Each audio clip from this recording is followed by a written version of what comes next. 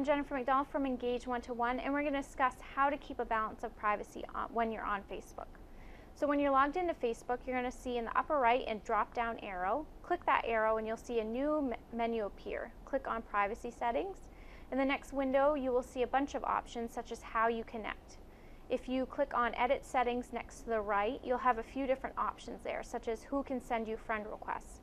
You can select everyone, friends, or friends of friends, and then save your changes. If you go back to privacy settings, you can also select on tags. This was where you can change whether somebody can tag you in a post or who can see posts that you've been tagged in, and make sure to save your changes there as well.